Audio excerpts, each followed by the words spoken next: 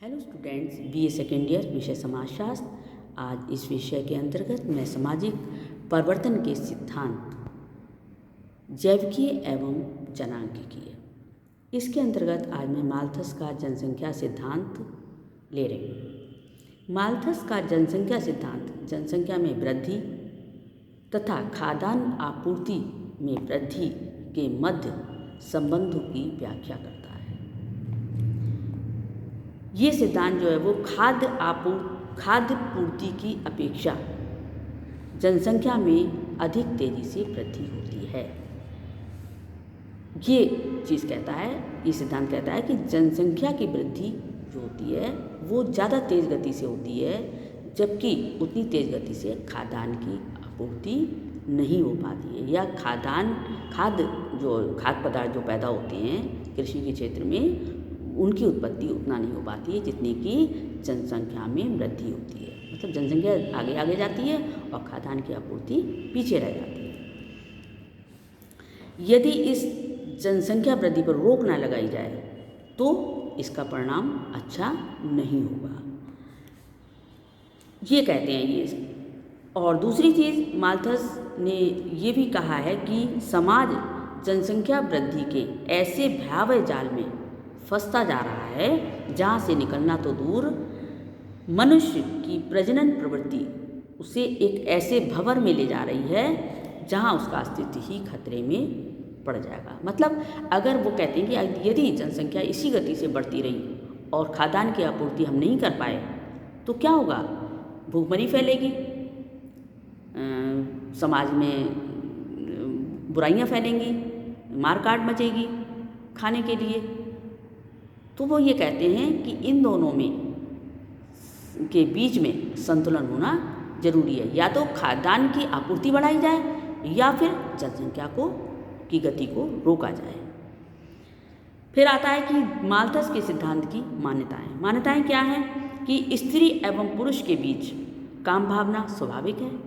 इस प्रकार पुरुष की प्रजनन शक्ति और संतान उत्पन्न करने की इच्छा यथास्थिर रहती है। दूसरा, मनुष्य को जीवित रहने के लिए भोजन आवश्यक है तथा कृषि में उत्पत्ति ह्रास नियम लागू होता है। उत्पत्ति ह्रास नियम क्या होता है कि जो कृषि के क्षेत्र में जो पैदावार होती है, जितनी पैदावार होती है वो कहीं ना कहीं उसमें बीच में कमी आती जाती है।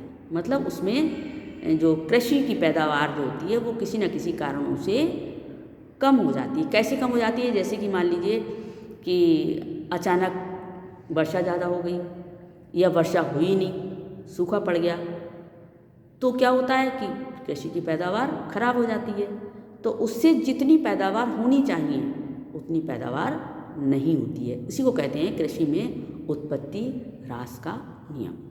और नेक्स्ट है, आर्थिक संपन्नता में वृद्धि के साथ साथ मनुष्य में संतानोत्पादन की इच्छा भी तीव्र रहती है तथा जीवन स्तर में कमी होने पर ही वो घटती है। जैसे जैसे आर्थिक स्थिति मनुष्य की अच्छी होती है तो वो ये चाहता है कि एक की जगह 2 बच्चे हो जाएं तो हम उसका भी पालन पोषण कर सकेंगे। लेकिन यदि वो बच्चे अधिक करते रहते हैं तो एक स्तर ऐसा भी आ जाता है कि उनका जीवन स्तर में कमी भी आ सकती है। जब कमी आने लगती है जीवन स्तर में तो फिर आगे के लिए वो सजग हो जाते हैं कि संतान ज़्यादा पैदा नहीं करनी चाहिए। फिर आता है कि सिद्धांत का कथन क्या है कि अध्ययन की सुविधा की दृष्टि से माल्थस के सिद्धांत को कुछ शीर्षकों के अंतर्गत रखा जा सकता है। जैसे पहला है जनसंख्या वृद्धि दर। माल्थस के विचार से यदि किसी प्रकार का नियंत्रण न लगाया जाए तो जनसंख्या खाद्य पदार्थों की पूर्ति की अपेक्षा अधिक तेजी से बढ़ती है और प्रत्येक 25 वर्ष बाद ये जनसंख्या दुगनी हो जाती है, ऐसा माल्थस कहते हैं। और ये जनसंख्या जो है वो गुणोत्तर रूप में बढ़ती है। मतलब 1, फिर 2, फिर 4, फिर 8, इस तरीके से बढ़ती है। और दूसरी चीज़ है खाद्य पूर्ति वृद्धि दर। माल्थस ने जनसंख्या वृद्धि के साथ साथ खाद्य पूर्ति की वृद्धि पर भी प्रकाश डाला। उन्होंने कहा कि खाद्य सामग्री की पूर्ति जनसंख्या की अपेक्षा नीची दर से बढ़ती है। ये कैसे बढ़ती है? जैसे 1, 2, 3, 4 ऐसे बढ़ती है। खाद्य की पूर्ति जो है ऐसे बढ़ती है। खाद्यान्न कैसे पैदा होता है? एक आज इस साल पैदा हुआ तो अगले साल 2 हो जाएगा, फिर 3 हो जाएगा, 4 हो जाएगा। और जबकि जनसंख्या कैसे होगी? 1 हो रहा है, फिर 1 से 2 होंगे, फिर 2 से 4 होंगे, 4 से 8 होंगे। इस तरीके से खाद्यान्न की अगर आपूर्ति देखी जाए तो उससे जो है वो जनसंख्या की जो दर जो है वो तीव्र है। फिर आता है कि जनसंख्या नियंत्रण के उपाय। अब जनसंख्या के उन्होंने कहा कि नियंत्रण के क्या उपाय करे जाएं। उन्होंने कहा कि खाद्यान्न की अपेक्षा जनसंख्या में तीव्र वृद्धि के फलस्वरूप असंतुलन की स्थिति उत्पन्न हो जाती है। इस अति जनसंख्या की स्थिति को पुनः संतुलन में लाने के लिए प्रकृति क्रियाशील हो जाती है। जब जनसंख्या ज़्यादा बढ़ने लगती है तो प्रकृति के ऊपर भार पड़ता है ज़्यादा।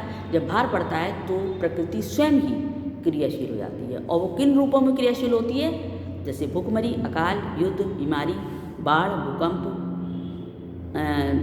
वर्षा का अधिक होना, इस तरीके से घोर संकटों के रूप जो है वो क्रियाशील हो जाते हैं, तो जो कि जनसंख्या को स्वयं ही घटा देते हैं।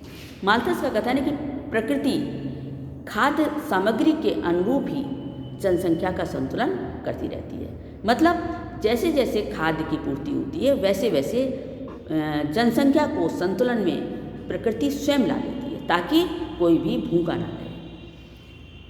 इसके बाद इसको इन्होंने कहा है कि प्रकृति खाद्य सामग्री के अनुरूप ही जनसंख्या का संतुलन करती है। इसी को प्राकृतिक अवरोध कहा है। इससे स्पष्ट होता है कि प्राकृतिक प्रतिबंध अत्यंत भयानक एवं कष्टकारी होते हैं। अतः इससे बचने के लिए माल्थस ने सुझाव दिया कि मनुष्यों को विवेक से कार्य करना चाहिए ताकि ये अवसर ही ना आए कि प्रकृति जो है वो गलत रूप में क्रियाशील और जनसंख्या को घटाए।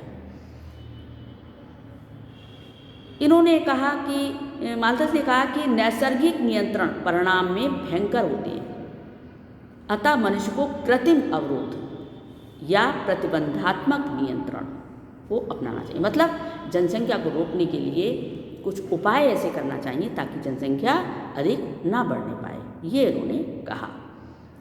कृत्रिम नियंत्रण मनुष्यकृत होते हैं जिसका प्रयोग जन दर घटाने के लिए अपने विवेक से व्यक्ति स्वयं करता है, जैसे कि ब्रह्मचर्य का पालन करना, संयम, विलंबित विवाह, दूरदर्शिता और संतति निरोधक साधनों का प्रयोग करना। इन सारे उपायों से जनसंख्या को व्यक्ति को स्वयं ही अपने विवेक से रोकना चाहिए, ऐसा ये कहते हैं।